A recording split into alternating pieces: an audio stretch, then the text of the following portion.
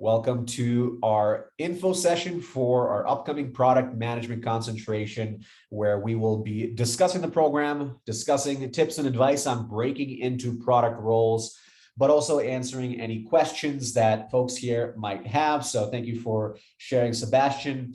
If other people can also put into the chat what brought them here, or if there's something particular they were hoping to learn at this event, we would love to hear from you. If you haven't met us before, I see some of our current students here, which is awesome to see. But if you haven't talked to either Vadim or I before, we are the founders of School16 and the program directors, not only for this product class that's coming up, but also for our technology career acceleration program. Have over a decade of experience in tech and higher education before starting School16. And our purpose here at School16 is to really help people break into these careers and demystify what it takes to do so. And so let me share here our quick agenda. We're going through the introduction right now. We're going to talk a little bit about why this idea that you have to be technical to break into product management is a false idea. We are also going to be talking about how to break into product roles and the skills that are required. This is going to be also, again, an interactive type of session where we're going to ask you to ask us questions about this, but also obviously have a few talking points we want to share. And then we're going to have a discussion around how to gain practical skills using a program like School16. That'll give us an opportunity to talk a little bit about some of the benefits and answer any questions, specific questions that you may have about what we do here at School16 and this concentration class that's coming up in a couple of weeks right here. So first of all, I'm going to stop sharing the screen with you, and then we'll go through some of the details of the program a little bit later. But by the way, folks, there's, again, pretty small room here. We got about 11 people. If you can turn on your video like Sebastian and Amanda did, that would be awesome, because we want to get to know you. We want to get to know a little bit about who are the people that joined this call. We also, that's part of the reason why all of our classes are live that we teach, is because that human interaction component is really important and a really great way to learn and build your network. We believe a lot in expanding our network, and anybody that's part of the School16 community is already automatically part of our network. But if we can see you, we can be even more helpful. And again, please don't be shy. This session is for you. We want you to walk away with a better understanding of what it means for you to try to break into product, because obviously you're here since you're interested in that role. There are many different paths into product management. We're going to talk about that in today's session, but your background matters, right? The experience that you've been able to develop, the experience that you're developing now, the projects that you may work on, the responsibilities that you may have on at work. Even if you're new in your career and you're thinking about the internships that you may have had in college, or even other types of jobs that you've had on the side, all these things are actually really important to consider when you're thinking about how to communicate why you might make a great product manager. We're also going to talk about today, what it means to take different jobs to eventually get into product management. Again, there are many different paths. And so we want to make sure that we're helping you figure out what that means for you. And so we're going to ask you to participate today and communicate to us, what your story is, if you can and are willing to, because your story might be relevant for somebody else. We've had probably over about 55 speakers here at School16. I'm sure more than a dozen product managers that we've interviewed over the last year and a half or so, and have obviously throughout our careers have met and talked to dozens and dozens of product managers. And I can promise you that the story is very different for every person. But of course, there are some things that are important to consider when you're in the room with a hiring manager, or how to even get in the room with a hiring manager, right? Because they do look for certain types of profiles as well. And so one thing that we want to start off by reiterating is that there is this misconception that you have to be quite technical to get into product management roles. And while yes, product roles probably more than other non-technical roles in tech require some level of experience and understanding of technology, you more so need to see yourself and become a product expert, understand how different products work, how their features work and benefit their customers. more so than being technical yourself. And the reason why I say this with such conviction is because we have met so many product managers that are not technical at all, that have never written a line of code, that have never taken a computer programming or software development, web development class. Now, there are some products that do require a little bit of technical skills, right? The more technical the product, the more complex the process of understanding the customer's needs. Sometimes those companies prefer product managers that come from technical experiences and backgrounds. That being said, the majority of product roles at companies don't require coding skills. And what they do prefer is more customer-facing skills. Vadim's a perfect example of somebody that got into product and ended up running a product team without any experience as an engineer at all. Vadim, can you talk a little bit about how you were able to do that in a relatively short period of time, a couple of years in tech, you were able to get into a product leader role? Yeah, absolutely, Sergey. And Sergey's right. You don't have to be technical. Most product managers don't write code at all. The most technical thing that they do, which they typically learn on the job, is maybe if they're dealing with a lot of data, they learn a little bit of MySQL, right? To be able to pull data in a way that makes sense for them or their managers or whatever they're trying to do with that data. But every single product manager I've ever spoken with has learned that on the job. And that really ultimately is not necessarily their core responsibility. What you do need to have is excitement around the products, excitement around digging into the products, and also excitement around understanding how that product is built. Now, that doesn't mean you have to be technical, but having some technical acumen, understanding some basic things like the difference between front-end development languages and back-end development languages, how designers interact with different types of engineers.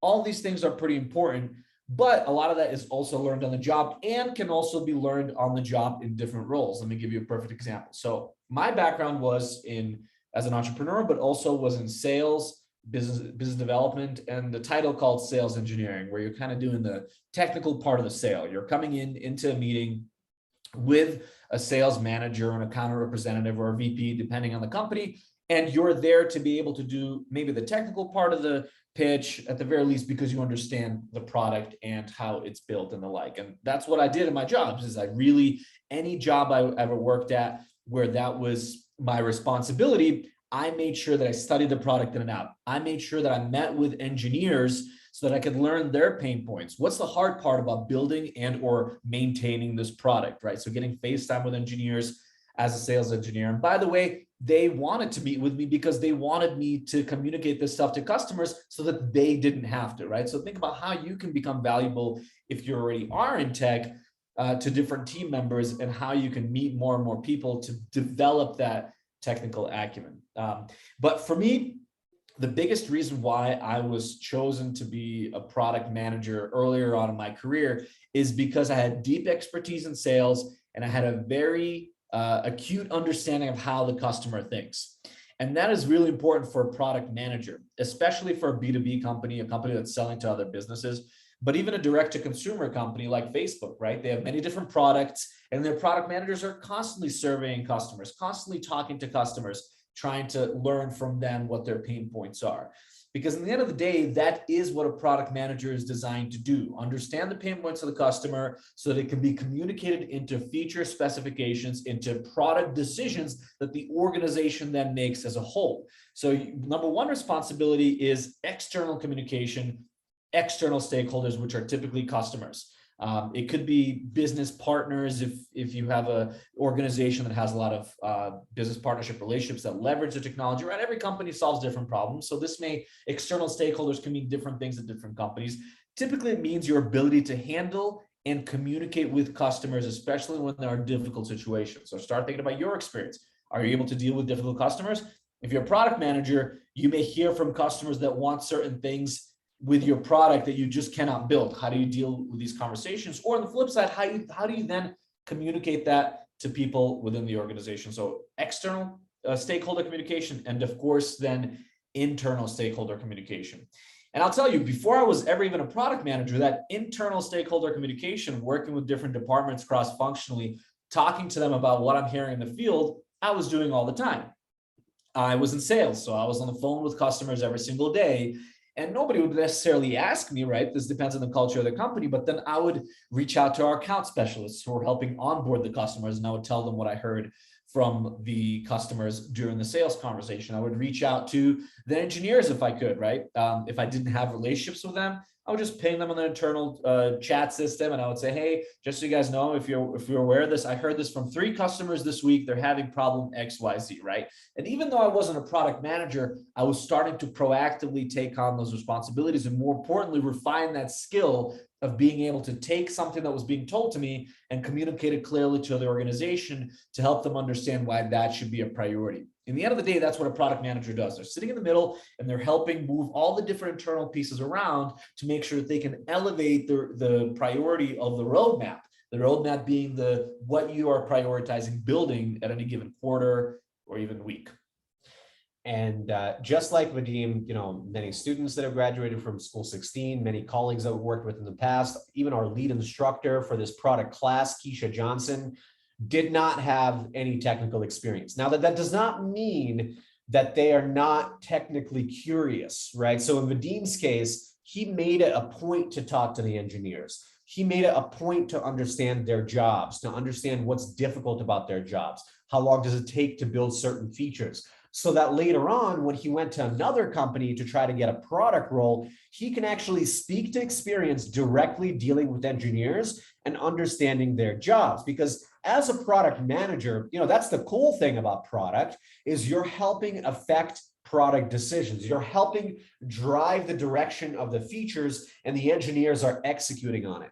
But how can you give engineers advice on what to execute on if you have no idea about their role? So the first thing I think is curiosity and a willingness to dive into the details, a willingness to look into documentation. What does the product look like of the company that I work for? What are some of the technical specifications look like? What are the features so you can really understand them?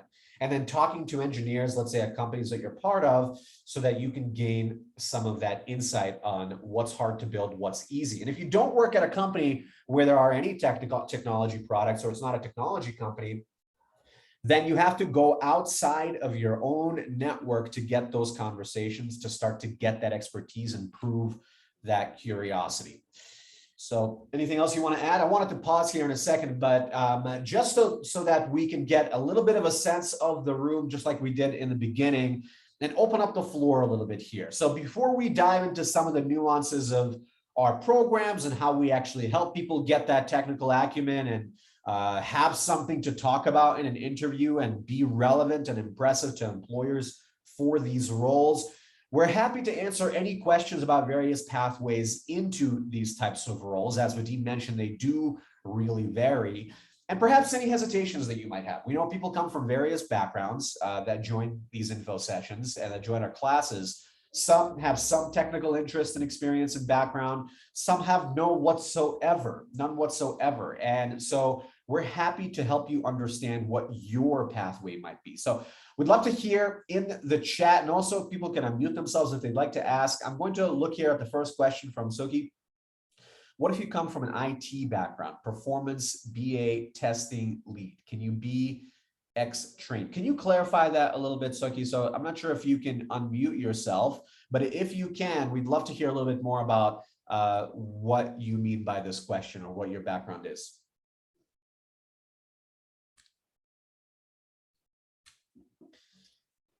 And maybe you're not, if Hello, you're not able to, oh, there we go. Go ahead. Can you hear me? Hi. I was just saying that because I come from an IT background and I've been looking at maybe moving into a project manager role, it always seems to be a case that I get pigeonholed because I've done other roles. And when I say extra, I mean, can you be cross-trained from the skills that I've already got for a project manager or a project owner role? Yeah, of course, absolutely. And people with IT backgrounds, people with technical backgrounds, engineers move into product management. You mentioned project management all the time. And so that really depends on a couple of different things. Now, if you're pretty technical and you're interested in product management, there are technical product manager roles, and you do need to have some coding skills with as it pertains to that. But like we said before, most of these don't require technical skills. If you're just interested in project management, let's say, right, which is a little bit different, of course, But one of the main responsibilities of a project manager is really making sure that you understand the project end to end, what the goals are, and if you're meeting the deadlines, right? And so in the end of the day, meeting those deadlines and making sure that you're corralling everybody internally to get towards hitting that deadline is pretty critical, which is why project managers get hired in the first place. Usually these teams work without project managers, especially when they're small and lean. And eventually they get to a certain point where you have a lot of requests coming from different parts internally and externally. You may have a lot of different competing projects or initiatives that you're working on at a given time. And you need to bring in a human to actually organize all these different resources, get them on a timetable, make sure that you're staying on budget, make sure that you're staying on schedule, and also setting the right expectations then to the customers or whoever's waiting for these projects to be complete. And so typically when those project managers come in, what the organizations look for is someone that's super organized, someone that's actually helped lead a project or multiple people towards accomplishing a particular task. So it's more so about to get your foot in the door with that role. You mentioned pigeonholing, right? Well, maybe you're being pigeonholed because of how you communicate your background. As someone, let's say as a business analyst or someone with a background in IT, that could mean a lot of different things. But what parts of your previous roles directly correlate to the responsibilities of a project manager, if you're interested in product management, of a product manager? So it's really important to, first of all, to get your foot in the door with these, to get these interviews, to actually communicate the right stories about yourself. What parts of your previous roles directly correlate to a project management function? And yes, you can get cross-trained for this stuff, of course, but a lot of organizations that will hire, maybe they're like smaller companies that'll hire project managers as an example, they're not going to necessarily give you much training. They want to make sure that you have those organizational skills, have a proven track record of leading teams toward hitting deadlines, and that you can come in and do that yourself. Does that help?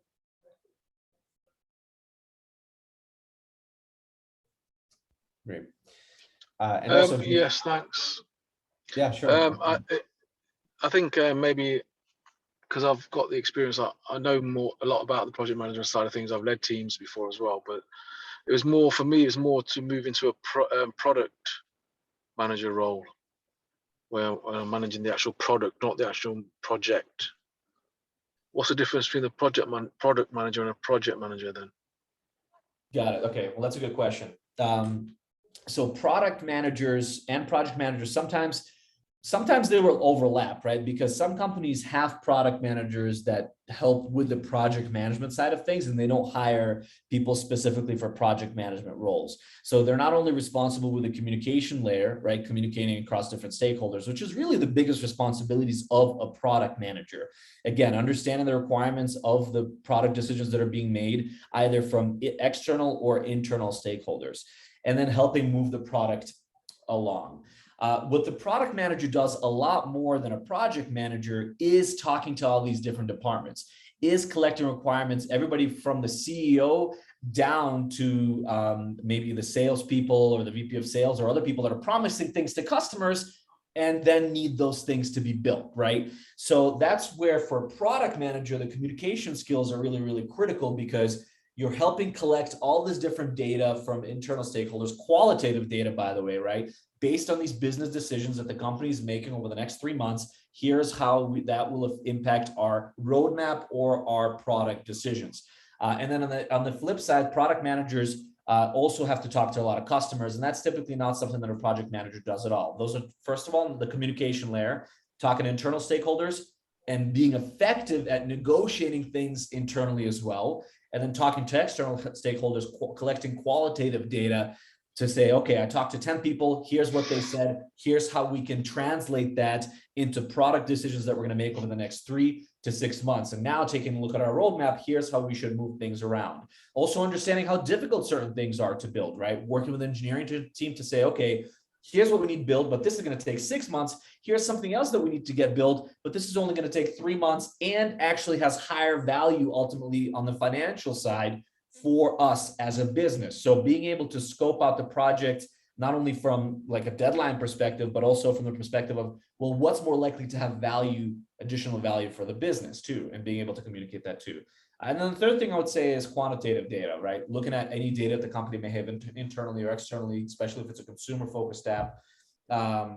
and being able to make sense of that data, right? How do you actually analyze that data and communicate it to people internally, again, to make these product decisions? It sounds like it overlaps more with the BA role then that I've done in the past. Exactly. So this is where you can start taking a look at the roles that you've had as a team lead, of course, right? As somebody that already does and is responsible for communicating with your own team and across teams, but also with the responsibilities that you had as a BA role. We'll talk about in a couple of minutes what other types of roles are typically attractive pathways into product management. Business analyst absolutely is, for that specific reason, is some of the job responsibilities you already had, product managers do as well. All right. Okay, great. Thanks. No problem. Sure thing. And someone like yourself who's more experienced, looking at smaller organizations. So typically startups and technology companies, they don't hire their first product manager until they're at about 20, 30 people. And usually the product manager is just the CEO, the CTO or whoever it is, right? The executives at the top are making most of the product decisions. But once they get to about 20 to 30 people, they start hiring their first, second product manager. And those organizations, they might not be able to afford someone that's like, let's say, has been a senior PM at LinkedIn or whatever, right? But but you can come to them and say, hey, I've done these responsibilities. I can be your first PM because of XYZ. So taking a look at smaller companies that are hiring their first PMs that just raised additional rounds of financing could be a good entry point potentially for you. Sebastian, I see your hand up.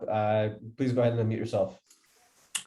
Hi. So I'm actually, you guys were mentioning a lot about how you don't need technical skills like coding and whatnot. I'm actually a computer science major right now, but I'm looking to get into project management. I kind of realized that I don't really like coding.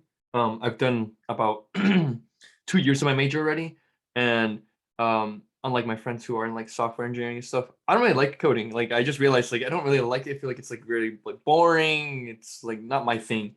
And recently, one of my friends told me that if I want to get into project management, I should start looking into maybe like an informatics major instead of a comp sci major, like basically the route of least resistance for what I want to do.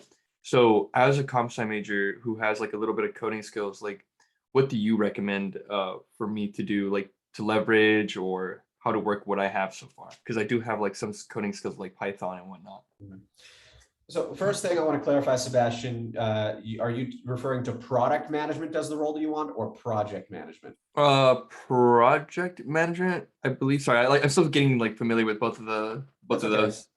Very common kind of confusion between the two. And actually, it's not even a bad confusion because oftentimes project management can be a good on-ramp to product roles.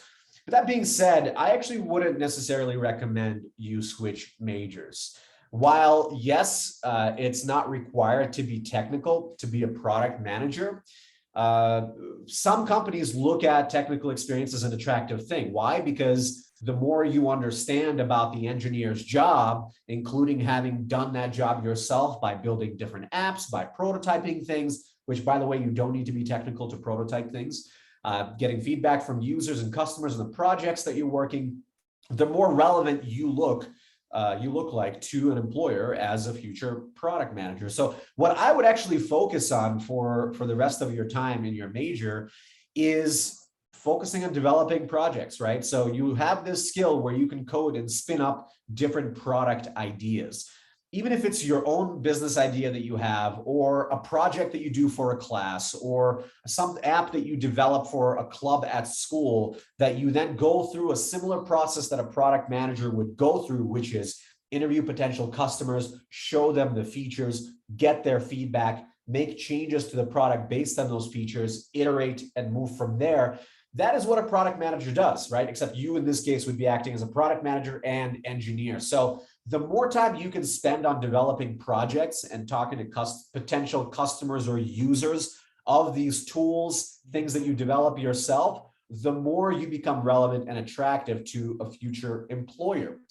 Another thing that I will say, folks, and especially Suki here, who has a little bit more experience and is technical, and Sebastian, is that if you have any kind of expertise when it comes to a technology stack or a product or a tool, you can use that to your advantage. For example, if you spent the last 3 years as an IT person for customer relationship management software like Salesforce, totally random example, but then because you are the expert in that product, you probably understand the customer need better than anyone else. And it'll be easier for you to make a case to a company, let's say, that develops customer relationship management tools. There's tons of software companies that build CRM tools. If you go into an interview and you say, hey, I have these years of experience, I am your customer, right? Like I was the person using these tools.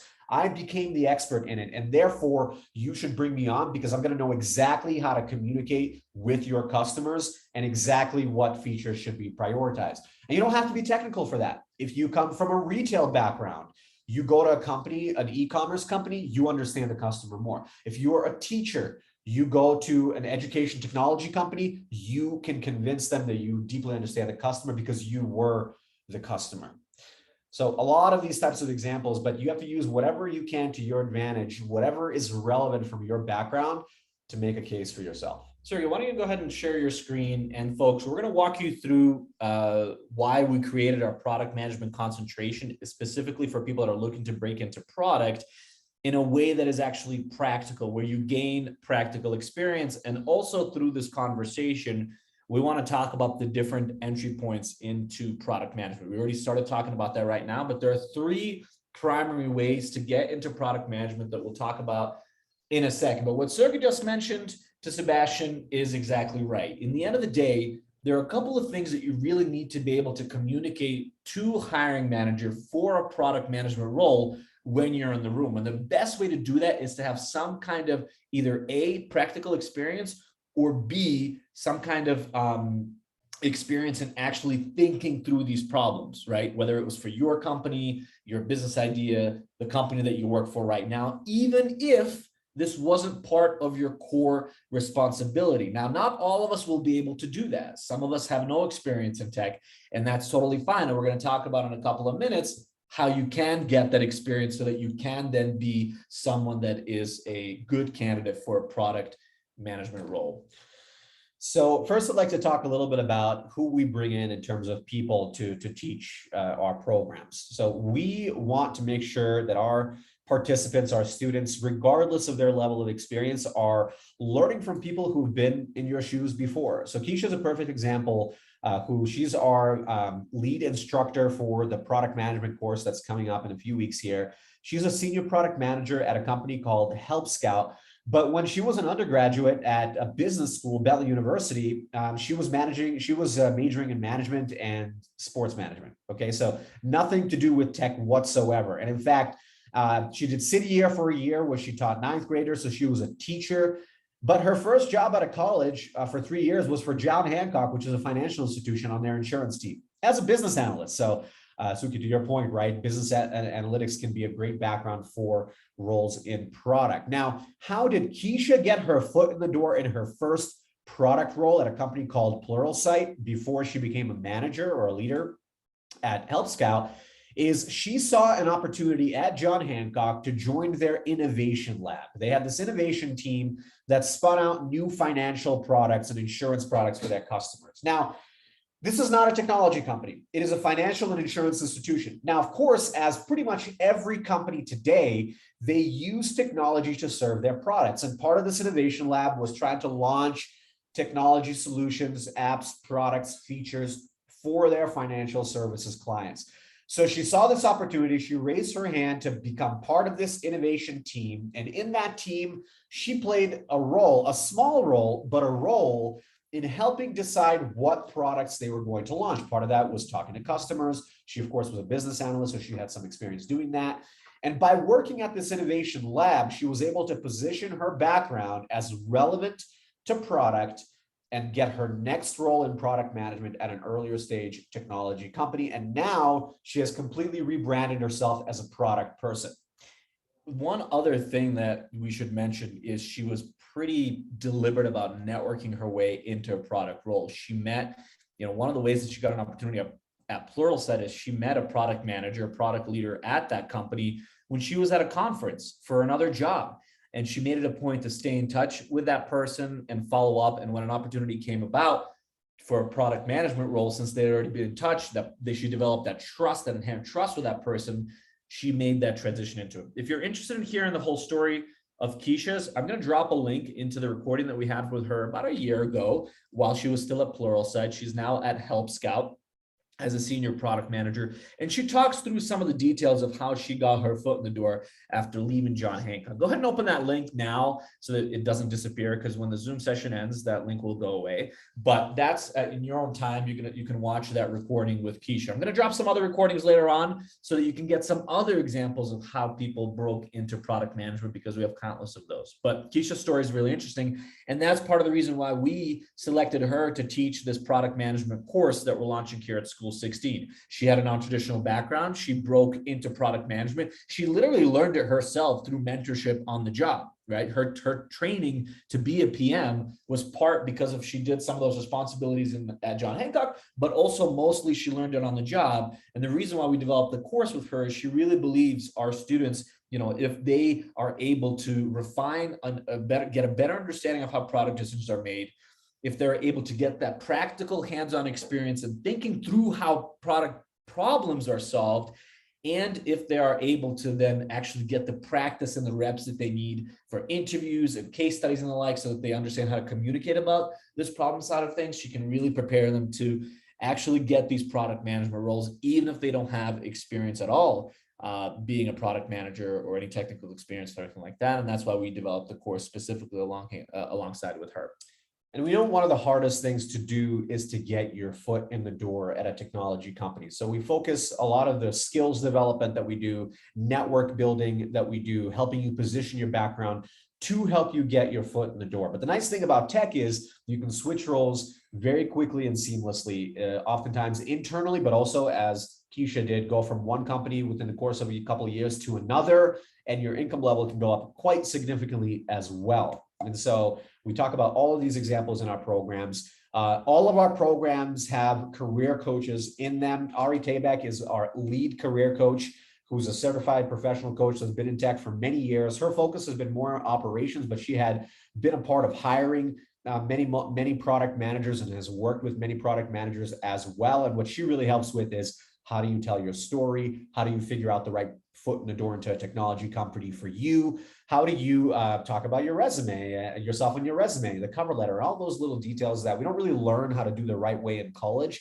because it's not really positioned for technology jobs. And what we also do, Vadim mentioned, a few minutes ago, that understanding and building your network in tech is so important. And we want to essentially 10x your network in tech immediately if you join one of our programs, which means we provide access to mentors who are volunteers. They're people that are exactly went through what many of you are going to be going through. They're people that have various levels of experience, seniority at different companies, so that if you want to go join a startup, you can talk to somebody like Keisha, who's your lead instructor, who has a lot of startup experience. If you want to go join one of the big tech companies like a social network or Netflix or whatever it might be, you have an opportunity to meet with someone that has done that or has hired people themselves. Let's say like Jasmine, who's been in HR roles, hiring product managers at Stripe, Netflix, Amazon, and beyond. The idea is that you cannot learn in a vacuum. In fact, many certificate programs out there, you can sign up and they will have a bunch of videos for you to watch and maybe even some projects for you to work on. But oftentimes you're doing it in a little bit of a vacuum, and they don't emphasize the live learning opportunity and the networking opportunity. And we think it's actually one of the most important things. And time again, it's been the difference between success and failure for our students. If their network is opened up, if they talk to these professionals, then their likelihood of getting hired is much, much higher. And folks, we talk about networking all the time. A lot of people dismiss it and don't prioritize it, but time and time again, our students in our programs, even the folks that come to these events, the ones that prioritize this are the ones that are getting opportunities. And these things can happen very, very quickly. A lot of people think if you're transitioning careers, you're coming in from a different industry, you need years of experience or years of working on side projects or years of going back to school and certificates to get these lucrative jobs. And that is simply not the fact. There are countless examples of people that are able to make this transition super quickly, 3 to 6 months, but it does matter what you do and what you spend your time on. Networking is a big piece of it. By the way, folks, we have about 20 minutes left. We're going to be talking about a few other things today. I'm going to share additional resources and videos to other speakers we've had and how they broke into tech. We're going to talk about the 3 main entry points into tech. If you want to continue this conversation one-on-one, and if you're interested in learning more about product and what it can mean for you outside of the session, and if you want to learn more about our course that's launching on May 9th, go ahead and open the link that I just sent into the chat again, so you don't lose it when the Zoom session ends, and pick a time to meet with either myself or Sergey or our director of admissions. Most likely it'll be with myself or Sergey to have this conversation to see what makes sense for you. And we're happy to give you career guidance on that call as well. So let's talk a little bit about the 3 main entry points into tech. I think it's going to be a good conversation starter. And then again, people start thinking about what that means for you. We already had some awesome conversation or awesome questions, I should say, from folks in the chat, but what might that mean for you? We want to make sure that we can help you think through your personal scenario. So there are typically three main entry points into tech. One of them, the first one I'll mention, is the most competitive and the hardest one. And that is getting some kind of junior product management or associate product management role for a big tech company like Facebook, Google, Slack, so on and so forth. These companies do hire people, sometimes even right out of college, for junior PM roles. Now, as you can imagine, there's not that many roles out there available. Generally, the product management team for any company, even a huge organization like Google, is going to be small. I mean, of course, they have many, many different product teams because they have many, many different products, but typically the product teams are relatively small. And so that's important to remember because that means it's going to be relatively competitive. And especially for these big tech companies that have these junior PM roles, associate PM roles, they're great entry points for some people, but they're going to be super competitive. So it's not going to be for everyone, but definitely something you should take a look at, right? Especially if you have an interesting background. I'll give you an example of a woman that we actually had speak, and she was a mentor here at School16 as well. She got into Facebook actually at first as a product marketer, not a product manager. Product marketers typically work on product launches. They sit between the product teams and the marketing teams. And the reason why she got that job out of college is because she had a lot of great internships. And most importantly, she had her own nonprofit that she ran for 3 years, something super unique that you don't really see on most people's resumes. When you run your own nonprofit, you have to raise your own funding. You have to be able to communicate and the value of the nonprofit to the funders and the donors. You have to be able to understand how you're going to impact people and reach people. You have to develop the service that you're going to provide or the product, whatever it is, whatever the nonprofit is trying to solve. And that's actually oftentimes what entrepreneurs do and what people that solve product problems have to do. Communicate with different stakeholders and understand how to solve these problems in a completely different context. So because she had that nonprofit that she ran herself, not just a nonprofit she was part of, she started it herself and ran it for several years. She really stood out amongst the thousands and thousands of other people that applied for that product marketing sort of entry-level role at Facebook. And she ended up eventually becoming a product manager at Facebook and then eventually a senior PM. And she's only been there for about 4 years, right? So that's one entry point, less common, incredibly competitive. Here are the two much more common entry points into product management role. One, we already started talking about, very similar to what I did. I started off in sales, then got into sales engineering, then became a product manager. Getting your foot in the door into a role in tech can actually be a great entry point into product. A lot of people want to be product managers. They realize that's an exciting career. You get paid a lot of money. Let me get that job right away. But what they fail to realize is many people that ended up in product management started off in a different role. What are some of those common roles? Well, customer-facing roles all across the board.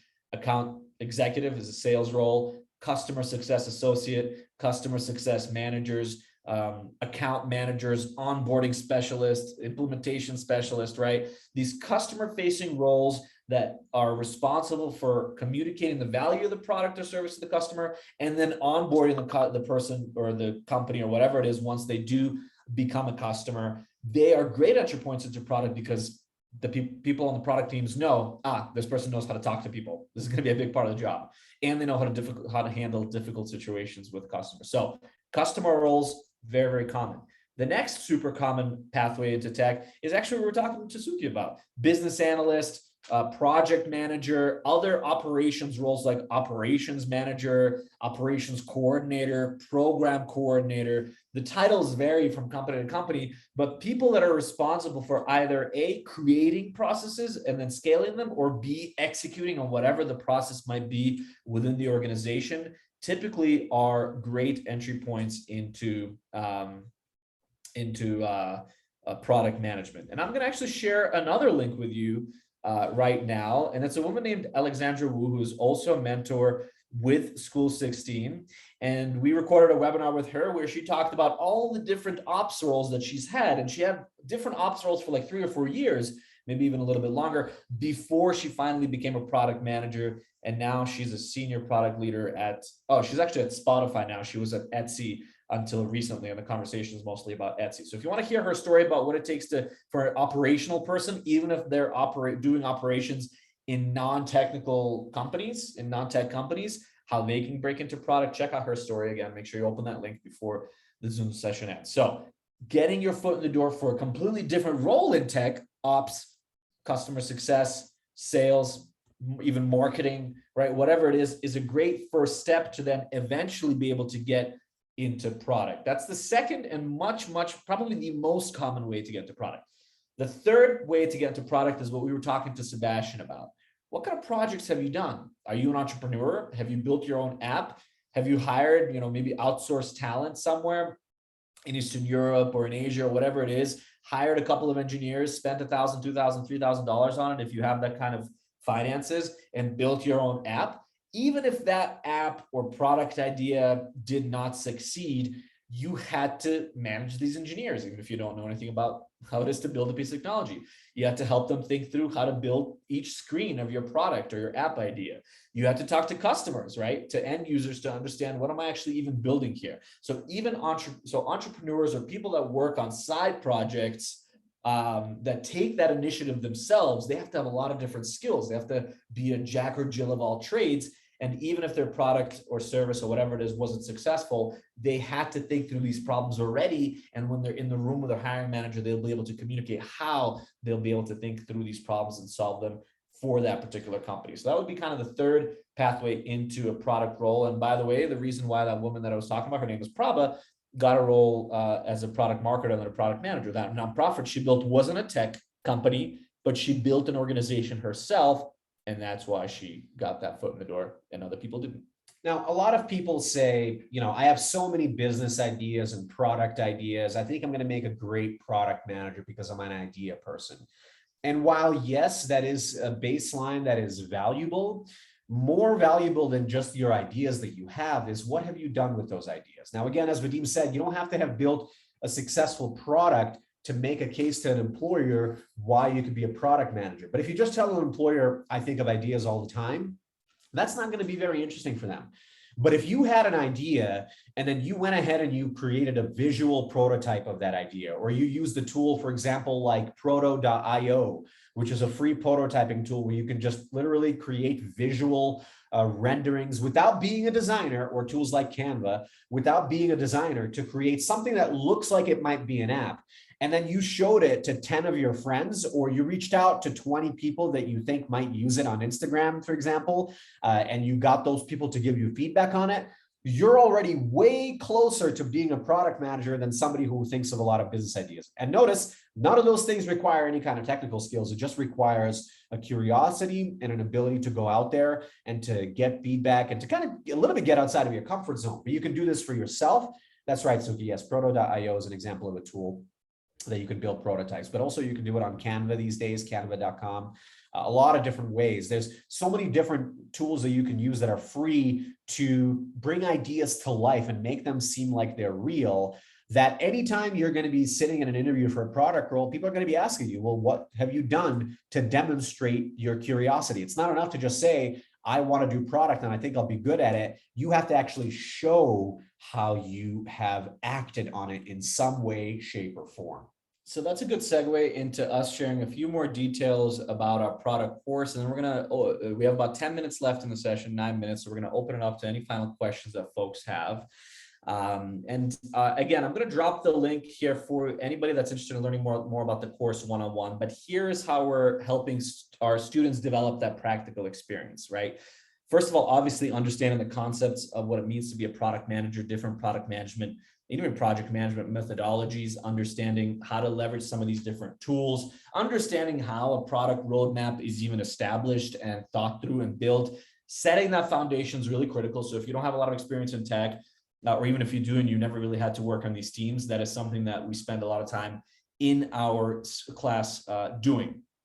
Also, how do we actually attach the things and the methodologies that you're learning to that practical experience? Well, I'll give you a specific example. User research is a big concept that we talk about in week 2 of our program. And user research is pretty straightforward, right? Collecting qualitative and quantitative data from your customers, from your users to make product decisions. But it's not enough to just learn about that.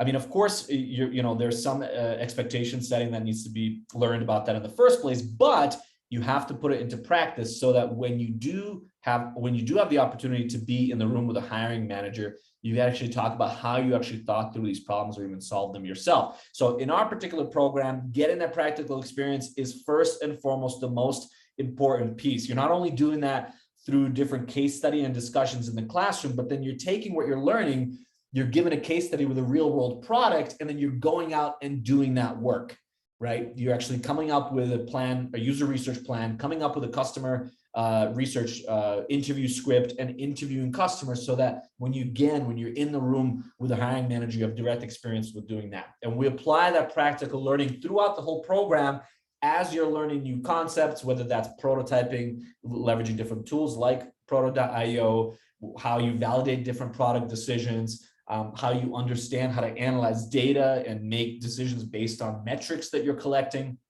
as well, and more. So that piece of actually getting that practical experience is really critical for us, and that's embedded into every single week. As you're learning new concepts, you're applying it and actually putting it into practice. And then the last piece is also, how do you make sure that once you're in the room with a hiring manager, you know how to tell your story? You know how to actually answer that question when they ask you, hey, here's an example of a product problem. How do you solve this, right? How do you actually do that? Well, the only way to get good at that stuff is reps. The only way to get good at that is practice, practice, and practice. And so that's why we recruit mentors for our program. And that's why our lead instructor gets in the room. And in the last 2 weeks of the program, you're not only understanding how typically product management interviews flow, but you're getting practice talking about how you would solve these problems now that you've already been thinking through over the last 8 weeks of the program or 6 weeks of the program. And also, of course, probably one of the most intimidating things for folks is mastering the product management interview case study. Many different PM roles, not all, but many, at some point in the interview process will have you go through a case study where you're helping them communicate how you would make certain product decisions based on data you collect from their team and the like. And that's another thing that you get to practice with our lead instructor and mentors that are recruited to the program, is how do you actually get through this case study? And again, this is really, really critical because a lot of the students that go through our programs, they're getting ready to be in the room with these hiring managers. If not now, at some point soon in the future. And getting the practice from an expert who has done this many times before, who has led these types of interviews for people they were hiring, is really, really critical to kind of solve for that last mile of, well, okay, I think I know what I'm talking about. How do I actually prove it? Great. Thank you for walking us through that, Vadim. So want to spend the last of the 5 minutes hearing from all of you. Before we open it up, I do want to mention that we are making a special offer because all of you joined today's info session. You took the time out of your day to come here, ask thoughtful questions. If you sign up for that Calendly link this week and talk to one of us, mention that you joined the info session and you will automatically qualify for a partial scholarship if you get accepted into one of our programs, including our product class. Our scholarships range from $500 to $1,000 off of tuition. And we're happy to extend that offer to anyone that is here live. Again, because you showed up, but also because, again, our mission here at School16 is to make all these concepts and classes as accessible to people as possible. And that program kicks off on May 9th in a little bit less than 2 weeks. So let's now spend the last 5 minutes hearing from all of you. Are there any particular questions that we didn't get to address If you'd like to drop the question in the chat or tell us what you were hoping to learn that maybe you didn't learn yet in this hour, please feel free to drop it in your chat or simply unmute yourself. We're happy to address anything that you might have here in the last few minutes. Anyone want to go first?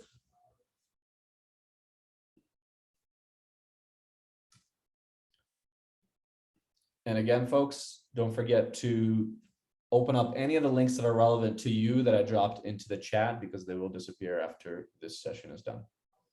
Great. Any hesitations? Anybody after this call feeling like, well, I'm still not sure how I can do this myself? And that's okay, if so. So it sounds like we did a pretty decent job of anticipating all your questions and answering all of them. Is that what I'm hearing? Awesome, folks. Pretty much. Excellent. Thanks, Sebastian. Thanks, Suki. So folks, well, we know some people want to talk about their particular case in a more private setting. So again, we're happy to jump on those one-on-one calls and make ourselves available to you anytime. So check out that Calendly link. We created some extra availability this week just to be able to chat with all of you. And folks, this session is recorded, but if you have friends or other people in your network that similar to you have an interest in product and want to break in, we always prioritize referrals from our community. So please do send them our way, send that link, send them to our website, or even share this event with them, and we'll be happy to talk to them as well. This session, Suki, is going to be posted on our resources section on the website, school16.co/resources. You'll be able to see a link there that says recordings, and that's where you'll be able to get the recording. Most likely that will be up by tomorrow. Great. All right. Well, if there's no further questions, then thank you all for joining us here today in person. Really great to see all of you. Thanks for those who unmuted themselves, but I'm also seeing some familiar names here as well. So we really appreciate you joining us and asking these questions. And any other further questions or hesitations, we're here for you. So please feel free to reach out. Otherwise, we'll see you at an upcoming event, which you'll always get. If you're part of our email list, you'll always get notified about other events that we have coming up. Thank you so much, folks. Thanks, everyone. Have a wonderful rest of your day. Bye-bye. Thank you. Bye.